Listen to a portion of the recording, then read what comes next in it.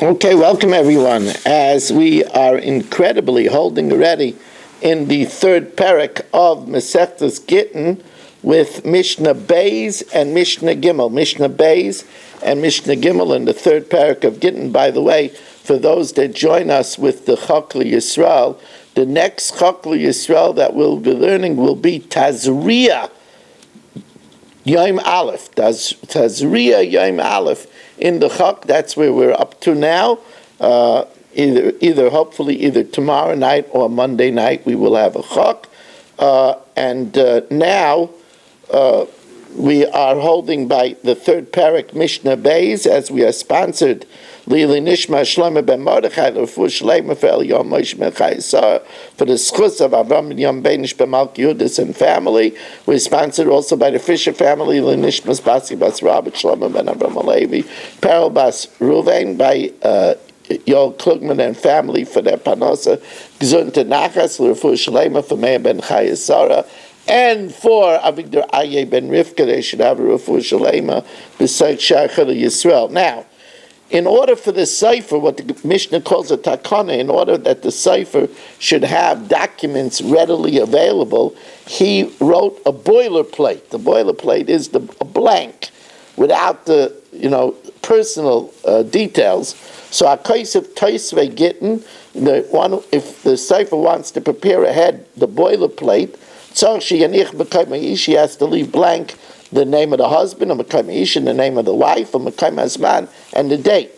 Shtari Milva, a promissory note, the name of the lender, the name of the borrower, the amount, and the date. Shtari Mekach, documents of sale, the name of the buyer, the name of the seller, the name of the price, and the location of the field, and the date. Now this is allowed, and we're not geyser the typhus utter the tyrif, that you might come to write the tyrif of the get, shaloi lishma. Rabbi Yehuda Paisel Bekulan, Rabbi Yehuda disqualifies. He says you can't make boilerplates even for other documents where you don't need lishma, because we geyser typhus utter tyrif, and we geyser the tyrif of other documents utter the tyrif, the main information of Gittin.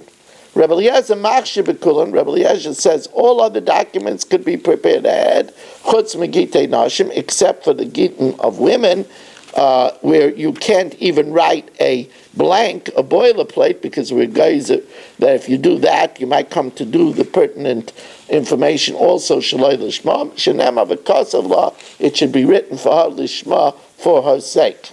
Now, let's pick a shliach over here. Eddie.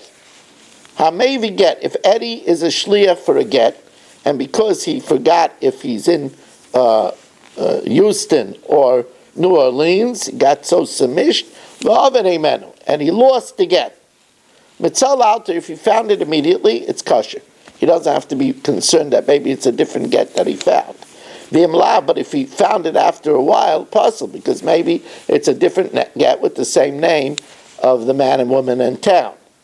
Mitzal b'chafisa or b'deluskama, if he finds it, however, in a pouch or in a type of box that older people use to keep all their different things that they want to have at hand, their glasses, their dentures, their checkbook, or in makirai, or if he recognizes the get, either because he's able to identify the pouch and the chachka box, or because he recognizes the get, then it's kosher.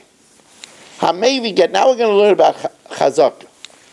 If Eddie brings a get from Eretz Yisrael, and the husband was an old man or a sick man, and he left the husband old or sick, he could still deliver the get to the wife, and we could assume, because of the law of chazaka, presumptive status, that the husband is still alive, because of course if the husband died, there's no get after Misa.